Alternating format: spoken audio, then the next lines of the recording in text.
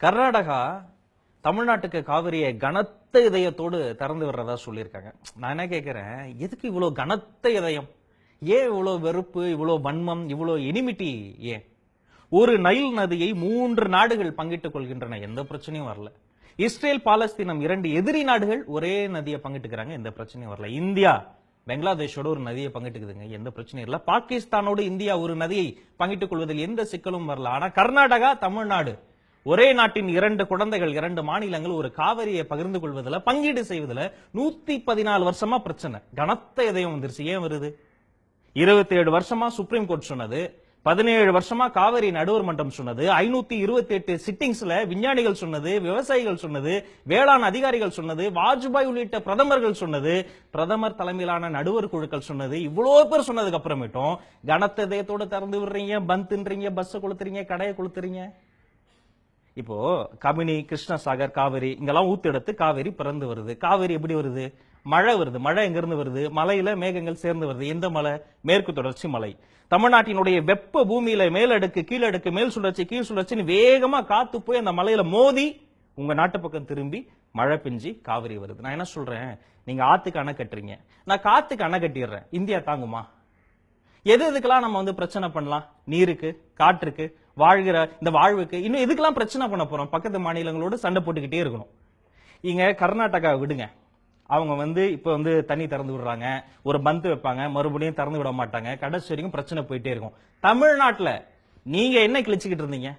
இந்த காவிரி பிரச்சனையை தலைவிரித்து ஆடுகிற இந்த காலகட்டத்தில் பேஸ்புக்ல நம்ம நண்பர்கள் என்ன பண்றாங்கன்னு பார்த்தா, கத்திரிக்காய் பிளேவர்ல வந்த காண்டமை பத்தி தான் நிறைய பேசி இருக்கிறாங்க. இது எவ்வளவு பெரிய அவமானம் ஏங்க! கடந்த 100 வருஷத்துல கர்நாடகா காவிரி என்ற ஒரு நதியை சுற்றி 400 குளம், குட்டை, கண்மாய், நீர்த்தேக்கங்களை உருவாக்கி இருக்கோம். நாம காவிரியை சுத்தி என்ன உருவாக்கி இருக்கோம்? தொழிற்சாலைகள், கூல்ட்ரிங்க் கம்பெனி, லெதர் கம்பெனி. ஒரு நதிக்கு நீர் என்பது ஒரு மேலாடை, அது உள்ள இருக்கிற மணல் என்பது உள்ளாடை. மேலாடைய உருவி கார்பரேட்டுக்கு வித்தாச்சு, உள்ளாடைய உருவி லாரியில வச்சு கடத்தி கடத்தி மணல் கொள்ளையில் ஈடுபட்டு இருக்கு இந்த நாடு. இந்த நாடு உருப்படுமா? இருக்கிற மணலை எல்லாம் கொள்ள அடிச்சு என்னைக்கோ வரப்போற கண்ணுக்கு தெரியாத ஒரு தலைமுறை, தண்ணிக்கு சிங்க அடிக்க போற தலைமுறைக்காக இன்னைக்கு கோடி கோடியா கொட்டி கொட்டி இன்ஜினியரிங் காலேஜ், மெடிக்கல் காலேஜ், அந்த யூனிவர்சிட்டி, இந்த யூனிவர்சிட்டி, அந்த பங்களா, இந்த பங்களா, அந்த எஸ்டேட், இந்த எஸ்டேட் எல்லாம் கட்டி வைக்கிறோம் தண்ணிக்கு. இப்ப எங்க பாட்டன் ஆத்துல குளிச்சான், எங்க அப்பன் குளத்துல குளிச்சான், நான் குழாயில குளிக்கிறேன். என் பையன் குளிக்கவே மாட்டான், குளிக்கிறதுக்கு ஒரு மாத்திரை கண்டுபிடிச்சிருவோம். பேர குடிக்கிறதுக்கு என்ன பண்ணுவான்? ஒரு நாட்டில் ஒரு நதி சாவுது. தாமிரபரணியில ஊதிய உயர்வு கேட்ட தொழிலாளர்களை அடித்து கொன்றார்கள். இன்று தாமிரபரணியே செத்து போச்சு. வைகைன்னு பேர் வச்சதாலே என்னவோ அதுலயும் வைகைன்னு கைய வச்சாச்சு. வைகை இல்ல. கூவம் நதியில் குளித்து முடித்து முருகன் கோயில் சென்று வழிபாடு முடித்து சென்றார் பச்சையப்ப முதலியார். இப்ப 60-70 வருஷத்துக்கு முன்னாடி கூவம் நதியில போய் நீங்க குளிக்க வேணா, நிக்க முடியுமா உங்களால? கூவத்துல ஓடத்துல போனதை பத்தி 12 பக்கத்துக்கு எழில்மிகு கூவம் என்று பாரதிதாசன் பாடல் பாடினானே, எழில்மிகு கூவமா இப்ப இருக்கு? அங்கே குடியிருப்புகள் எப்படி வந்தது, கழிவுகள் எப்படி வந்தது, கூவத்தை சுத்தப்படுத்துறதுக்காக 1000 கோடி ரூபாய் ஒதுக்குனாங்களே, அந்த பணம் எப்படி வந்தது, எப்படி போனது? செலவுக்கு கணக்கு இருக்கு நம்ம நாட்டுல. 1000 கோடி ரூபாய்க்கும் சாம்பிள் எடுத்ததா கணக்கு காட்டியிருக்காங்க. பொதுப்பணித்துறை, உள்ளாட்சித்துறை, மாநகராட்சித்துறை, நீர்வளத்துறை, நீர் மேம்பாட்டுத்துறை, நீர் பகிர்தல் துறை, இத்தனை துறையும் சேர்ந்து சாம்பிள் எடுத்திருக்காங்க 1000 கோடிக்கு. நீங்களும் நாமளும் என்ன பண்ணிக்கிட்டு இருந்தோம்? வீட்டுல குழாயா டைட்டா மூட மாட்டோம், ஒரு சொட்டு தான் சொட்டிக்கிட்டே இருக்கும். எல்லாரும் வீட்லயும் காமன் தான், ஹோட்டல்ல காமன், வீட்டுல காமன், ஆபீஸ்ல காமன். ஒரு வருடம் முழுவதும் சரியாக மூடப்படாத குழாயிலிருந்து சொட்டுகிற அந்த தண்ணியை சேர்த்து வச்சா ஒரு கிராமத்துக்கு 3 நாளுக்கு விவசாயத்துக்கு தண்ணீர் விடலான்னு ஒரு புள்ளி விவரம் சொல்லுது. எத்தனை வீட்டுல, எத்தனை குழாயில, எத்தனை சொட்டு தண்ணியை நம்ம வீணடிச்சுக்கிட்டு இருக்கோம்? நதிக்கரையில நாகரிகம் வளர்ந்தது. இதான நான் படிச்ச வரலாறு, எனக்கு கத்து கொடுத்தாங்க. நதிக்கரை நாகரிகம்.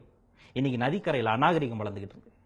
கலை வளர்த்த, செல்வம் வளர்த்த, பண்பாடு வளர்த்த, உயிர் வளர்த்த, நெல்லு வளர்த்த, சோறு வளர்த்த, வயிறு வளர்த்த நதிக்கரை இன்னைக்கு அரசியல் வளர்த்துட்டு இருக்கு. நான் கேட்கிறேன், போராட்டம் பண்றவங்களை எத்தனை பேருங்க விவசாயிங்க? ஏற்கலப்பை பிடித்தது யார்? மண்பிட்டியை பிடித்தது யாரு? விவசாயிகள்ன்ற பேர்ல இந்த போலி மருத்துவர், போலி தொழிலதிபர், போலி விஞ்ஞானி மாதிரி போலி விவசாயிகள் அரசியல் செஞ்சுக்கிட்டு இருக்காங்க. அங்க இருக்கிறவங்க அரசியல் செஞ்சுக்கிட்டே இருக்கிறாங்க. இங்க இருக்கிறவங்க சமூக வலைதளங்கள்ல நம்மளுக்குள்ள அடிச்சுக்கிறது, சினிமா இழுக்கிறது. ஏதாவது ஒரு பிரச்சனைக்கு சினிமாக்காரனை இழுக்காம உங்களால் யோசிக்கவே முடியாதா? ஜெட்டி விக்க சினிமாக்காரன் வேணும், வேட்டி விக்க சினிமாக்காரன் வேணும். காவிரி பிரச்சனை ரஜினி இல்ல, கமலஹாசன் இல்ல, விக்ரம் இல்ல, ஏன் இன்னும் மிச்சம் இருக்கிற எல்லாரும் இல்ல? அப்புறம் நீ ரஜினிக்கு தான் ஓட்டு போட்டியா? கமலஹாசன் எம்பி எலெக்ஷன்ல நின்னாரா? எத்தனை நடிகைகள் உங்க வீட்டுக்கு எனக்கு ஓட்டு போடுங்க, ஓட்டு போடுங்க? ஐஏஎஸ் ஐபிஎஸ் அதிகாரிகள் நடிகர் நடிகைகளா? சினிமா வெளுக்காம நமக்கு சொந்த புத்தி இல்ல, சொல் புத்தி இல்ல, எதுவுமே இல்ல, வேற என்னத்த பண்ண போறோம்? என்னைக்கோ ஒருத்தன் கரிகாலன் ஒரே ஒரு கல்லணை கட்டலாம், இன்னும் நிக்குது. கடைசியா நம்ம நாட்டுல எப்ப அணை கட்டணும்? எனக்கு தெரிஞ்சு லிங்கா படத்துல ரஜினி கட்டினாரு பென்னிகுயிக். அவருக்கு அப்புறம் எப்ப காமராஜர் காலத்துல சின்ன சின்ன பாலங்கள் கட்டணும். கடைசியா எப்ப கட்டணும்? நிறைய ஹோட்டல்ஸ் கட்டணும், மால்ஸ் கட்டணும், தியேட்டர் கட்டணும், கல்யாண மண்டபம் கட்டணும். ஒருத்தர் 2-3 பொண்டாட்டியெல்லாம் கட்டினாங்க. ஆனா எப்ப கட்டணும்? ஏங்க, காவிரிங்கிறது ஒரு இலக்கியத்துல, தமிழ்நாட்டினுடைய இலக்கியத்துல எவ்வளவு முக்கியமான ஒரு நதி. மகவாய் வளர்த்த தாயாகி, மகவாய் வளர்த்த தாயாகினா பிள்ளைகளை வளர்த்த தாயன்றான் இளங்கோவடிகள். மகவாய் வளர்த்த தாயாகி நடந்தாய் வாழி காவிரி. எங்கேயாவது நடந்தாய் வாழி கங்கைன்னு இருக்கா? நடந்தாய் வாழி வைகைலாம் இல்ல. காவிரி என்பது நடந்து கொண்டே இருக்கணும். ஊற்று பூமி கர்நாடகாவா இருந்தாலும் இந்த ஆற்றின் பூமி தமிழ்நாடு. 800 கிலோமீட்டருக்கு நீண்டு இருக்கக்கூடிய காவிரியில 311 கிலோமீட்டர் மட்டும் தான் கர்நாடகாக்குள்ள. மீதி எல்லாம் தமிழ்நாட்டுல கிளை பரப்பி, வேர் பரப்பி, மண் பரப்பி, வயல் பரப்பி, நெல் பரப்பி, நீர் பரப்பி சென்று சேர்ந்து கடைசியில கடல்ல போய் கலக்குது. நதியினுடைய போக்கை நிறுத்துறதுக்கு நீ யாரு?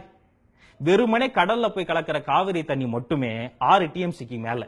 இது வரைக்கும் கர்நாடகால இருந்து எத்தனை டிஎம்சி தண்ணி நமக்கு வந்தது? தமிழ்நாட்டுக்கு வந்த டிஎம்சி தண்ணியில எத்தனை விவசாயிகளுக்கு நம்ம தண்ணி பிரிச்சு கொடுத்தோம்? வட இந்தியாவில் விவசாயி சாவறான், தென் இந்தியாவில் விவசாயமே சாவுது. நல்லா யோசிச்சு பாருங்க. முன்னெல்லாம் வீடு கட்டும் போது செங்கல் வாங்கி வச்சா செங்கல் காவலுக்கு ஒரு சின்ன பையனை போடும். இப்பெல்லாம் செங்கல் சிமெண்ட்டுக்கெல்லாம் காவலுக்கு ஆள் போடுறது இல்ல, மணலுக்கு போடுறோம். 20 ஆண்டுகளில் மணலின் விலை 200 மடங்கு உயர்ந்திருக்கிறது. வேற எந்த கமாடிட்டியும் விட மணல் விலை உயர்ந்திருக்கிறது. மணல் இந்த மண்ணினுடைய சொத்து. எந்த மணல் இவங்க எடுக்கிறாங்களோ அந்த மணல் எடுக்கிற அந்த கொள்ளைக்கு காவிரியில தண்ணி வந்துருச்சுன்னா வழி இல்லை. காவிரியில தண்ணி வராத வரைக்கும் நீங்க மணலை கொள்ளையடிக்கலாம், அதை லாரியா ஏற்றி கடத்தலாம், பயங்கர வணிகம் செய்யலாம், கோடியில் புரளலாம், அரசியலில் ஈடுபடலாம், பெரிய தொழிலதிபர்கள் ஆகலாம். பிறகு ஒரு நாள் இறுதி நாள் வரும், இறுதி தீர்ப்பு வரும். அன்னைக்கு தண்ணி இல்லாம எல்லாரும் நாண்டுகிட்டு சாகலாம். இவ்வளோ பிரச்சனைகள் விவசாயிகள் மட்டும்தான் சபிக்கப்பட்டவர்களா எதிர்கொண்டுட்டு இருக்காங்க. நமக்கு ஒரு விவசாயியை பத்தியும் ஒரு அக்கறையும் இல்லை. அதிகபட்சம் ஒரு மீமுக்கு எதிராக ஒரு மீம் போடுவோம், ஒரு ஸ்டேட்டஸ்க்கு எதிராக ஒரு ஸ்டேட்டஸ் போடுவோம், நமக்கு தெரிஞ்ச 4 ஃப்ரெண்ட்ஸை டேக் பண்ணுவோம். ஆனா அடுத்த தலைமுறைக்கும் இந்த தலைமுறைக்கும் நடந்து கொண்டு இருக்கக்கூடிய இப்போது இனி நடக்க போகிற பல பிரச்சனைகள் குறித்து எடுத்து போவதை குறித்த எந்த கருத்தும் கிடையாது. நாங்களும் நிறைய வீடியோக்கள் பண்ணிருக்கோங்க. சில வீடியோக்கள் வந்து மூளையை போட்டு பண்ணுவோம். இதே மாதிரி வெகு சில வீடியோக்கள் வந்து நாங்க இதயத்தை போட்டு பண்றோம். ஒருவேளை இந்த வீடியோ உங்களுக்கு பிடிச்சிருந்து அதை நீங்க லைக் பண்ணி கமெண்ட் பண்ணலாம். முடிந்தால் இந்த செய்தியை அடுத்த தலைமுறைக்கும் கொண்டு சேர்ப்பதற்காக நீங்களும் அதை ஷேர் பண்ணுங்க. கனத்த இதயத்தோடு ஷேர் பண்ணுங்க. அடுத்த தலைமுறை அது உழைச்சுக்கிட்டோம்.